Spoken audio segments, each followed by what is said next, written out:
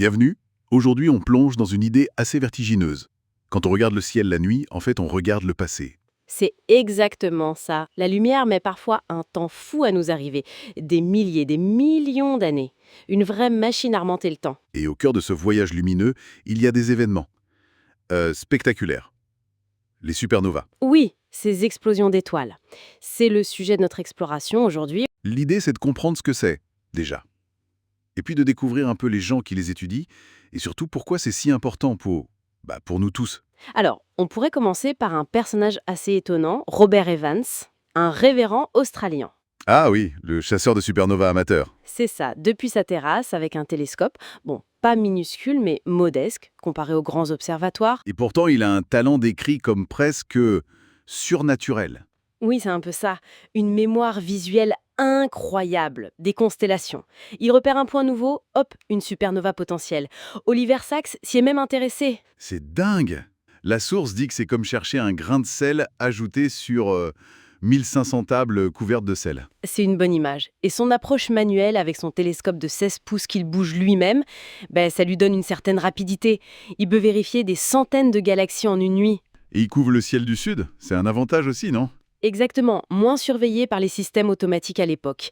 Il y a un côté un peu romantique, comme il dit lui-même, témoigner d'un truc qui s'est passé il y a des millions d'années. Ça nous amène à la question clé. C'est quoi, au juste, une supernova? Alors en gros, c'est une étoile massive, bien plus grosse que notre Soleil, qui arrive en fin de vie. Elle s'effondre sur elle-même et puis elle explose de façon cataclysmique. Une explosion.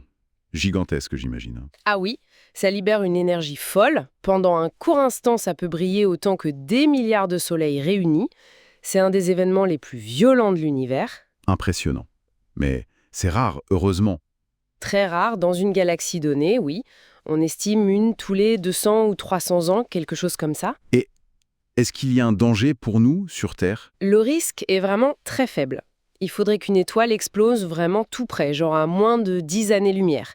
Les radiations pourraient alors endommager notre magnétosphère, notre bouclier naturel. D'accord. Et il n'y a pas de candidate si proche? Non, aucune étoile assez massive est proche pour ça. Même Bételgeuse, dont on parle parfois, elle est beaucoup, beaucoup plus loin.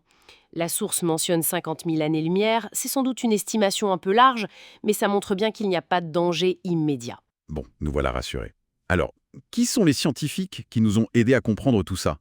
Fritz Zwicky, par exemple? Ah, Zwicky. Un personnage brillantissime astrophysicien, mais apparemment avec un caractère difficile. Très mordant, dit-on. Mais crucial pour notre sujet. Absolument.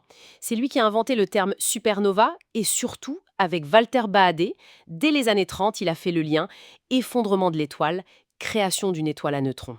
Une étoile à neutrons. C'est quoi ça? Gina, une cuillère à café de cette matière pèserait des milliards de tonnes. C'est ce qui reste après l'explosion parfois. Zwicky a compris ça, et l'énergie colossale libérée. Il a aussi eu des idées géniales sur la matière noire d'ailleurs. Des idées révolutionnaires, mais qui ont eu du mal à passer à cause de son caractère, c'est ça? Probablement oui. Et puis il y a eu Fred Hoyle. Un autre personnage controversé, si je me souviens bien. Oui, cosmologue britannique, connu pour des théories parfois originales, disons.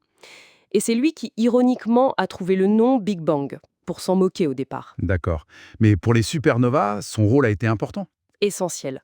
Hoyle a compris comment les supernovas fabriquent les éléments lourds, le carbone, l'oxygène, le fer. Tout ce qui n'existait pas juste après le Big Bang, qui n'avait produit que de l'hydrogène et de l'hélium, en gros. Et comment elles font ça? Grâce aux températures et pressions extrêmes pendant l'explosion, des centaines de millions de degrés, ça permet au noyau atomique de fusionner pour créer ces éléments plus lourds. C'est la nucléosynthèse. Donc, sans supernova, Pas d'éléments lourds, pas de carbone, pas de fer, pas d'oxygène. pas de planète comme la nôtre, en fait. Exactement. Et ce qui est génial, c'est que l'explosion ne fait pas que créer ces éléments, elle les sème aussi dans l'espace. Elle disperse ces cendres d'étoiles, Et ces cendres vont enrichir les nuages de gaz. qui vont ensuite former de nouvelles étoiles, de nouveaux systèmes solaires. Notre propre système solaire s'est formé il y a 4,6 milliards d'années à partir de matériaux comme ça, issus de supernovas précédentes. Notre Terre est donc littéralement faite de poussière d'étoiles enrichie par ces explosions. C'est tout à fait ça. En résumé, ces événements lointains, hyper violents sont à l'origine de la matière qui nous compose. C'est le lien direct. C'est assez incroyable quand on y pense. Ça nous laisse sur une réflexion finale. Chaque atome un peu lourd dans notre corps, là, maintenant, Oui, le carbone de nos cellules, le fer dans notre sang, et tout ça a été fabriqué dans une étoile géante il y a des milliards d'années, expulsé par une supernova, ça a voyagé dans le cosmos. avant de finir par s'assembler ici, sur Terre, et de faire partie de nous. C'est une connexion assez profonde, non ? Entre notre existence et ces feux d'artifice cosmiques. Ça donne envie de regarder les étoiles différemment. Absolument. Une belle façon de conclure notre exploration d'aujourd'hui.